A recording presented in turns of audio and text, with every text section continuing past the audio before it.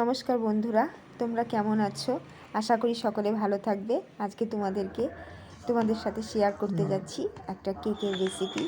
এই কেকটা বানানো আজকে দুটি কারণ ছিল। একটা হচ্ছে আজকে আমার বাবা মার হ্যাপি অ্যানিভার্সারি ছিল, সেই অ্যানিভার্সারি উপলক্ষে কেকটা বানিয়েছি। ও অনেক দিন ধরে নিরামিষ কেক আমি ট্রাই করতে চাচ্ছিলাম, কিন্তু সময়ের অভাবে হচ্ছিল না।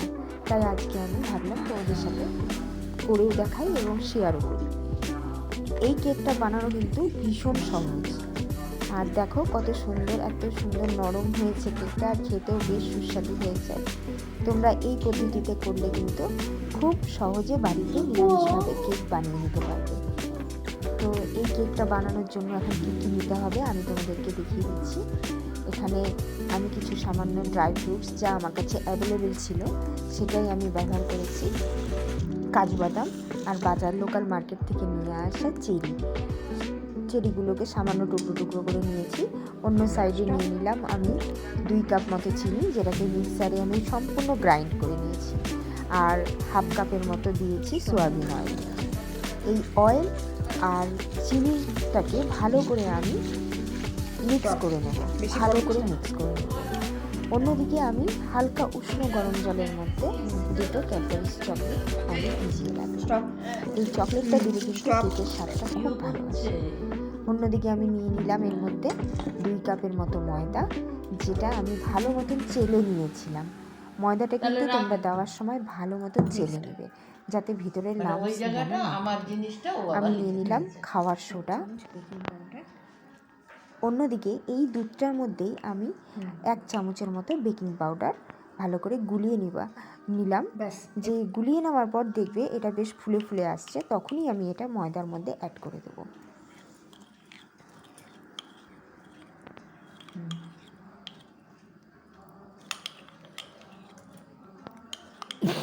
ময়দার মধ্যে অ্যাড করে দেওয়ার পর এটাকে খুব ভালো করে মাখাতে হবে। অন্যদিকে আমি নিয়ে নিয়েছি একটা দই, যেটা সাধারণ লোকাল মার্কেটে আমরা পেয়ে যাই। এই দইটাকে এর মধ্যে আমরা দিয়ে দেব।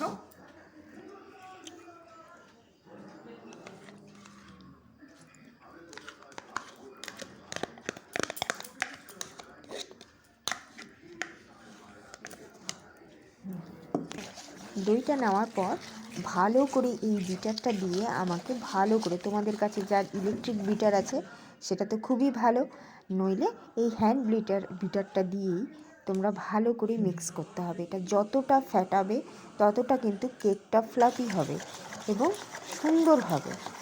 দেখো আমি অনেকক্ষণ ধরে কিন্তু আমি এটাকে ফেটিয়েছি।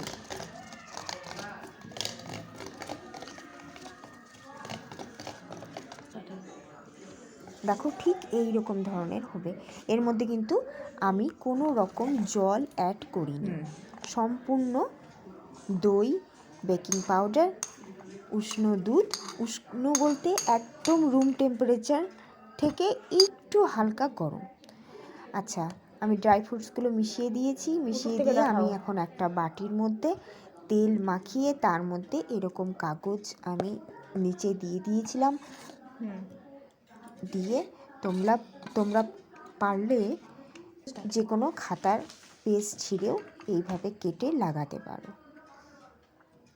না হলে বাজার থেকে বাটার পেপার কিনে সেটাও কিন্তু এর মধ্যে দিয়ে তার মধ্যে ব্যাটারটা দিতে পারো। দিয়ে উপর থেকে আমি এইভাবে গার্নিশিংটা করে নিলাম। কাজু বাদামগুলোকে কিন্তু একদম ঢুকিয়ে দেবে না, জাস্ট উপর থেকে হালকাভাবে ছেড়ে দেবে। কারণ কেকটা যখন ফুলে যাবে তখন কিন্তু কাজু বেশি দাবিয়ে দিলে কিন্তু ভেতরে ঢুকে যাবে। দেখো প্রেশার কুকারটাকে আমি কিন্তু প্রিহিট করে নেব। আর আমার কেকটা যেহেতু বড় ছিল সেজন্য আমি 5 লিটারের প্রেশার কুকারের মধ্যে এটা করেছি। তার মধ্যে একটা জালি বসিয়ে নিয়েছি। জালি বসিয়ে এর মধ্যে আমি কেকের বাটিটা দিয়ে দিলাম। তোমরা চাইলে নিচে লবণ দিয়েও তার উপরে কেকের বাটিটা বসিয়ে দিতে পারো। এবার উপরে প্রেশারের যে হুইসেলটা ওটা আমরা খুলে নেব। খুলে নিয়ে সম্পূর্ণ লক করে দেব। আর আগুনের ফ্লেমটা একদম স্লো করে দেব। দেখো ঠিক এই রকম হবে আগুনের ফ্লেম। আর বসানোর সময় টাইমটা অবশ্যই তোমরা দেখে নেবে, কারণ 1 থেকে 1.5 ঘন্টা সময় লাগে প্রেসার কুকারে একটা কেক হতে। তো আমার 1.5 ঘন্টার মতনই সময় লেগেছিল। দেখো আমি বের করেছি, দেখো কি সুন্দর কালারটা এসেছে, এত সুন্দর অসাধারণ হয়েছে কালারটা। এবার এটা সম্পূর্ণ ঠান্ডা হওয়ার পর যাতে তুমি এইভাবে ধরতে পারো, তার আগে কিন্তু এটা ট্রাই করতে যাবে না।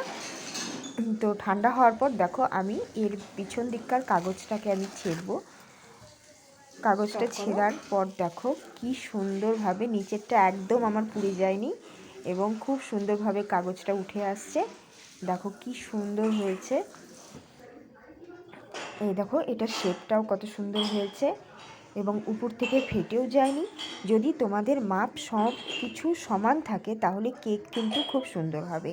সমস্ত মাপগুলো কিন্তু তোমরা খুব সাবধানে দেবে, তাহলে দেখবে খুব সহজে বাড়িতে নিরামিষ এইভাবে কেক বানিয়ে নিতে পারবে। আমাদের বয়স্করা অনেক সময় কি হয়, ডিম দেওয়া কেক খেতে চায় না, তার জন্য বাড়িতে তাদের জন্য বা সকলের জন্য এই কেকটা বানাতে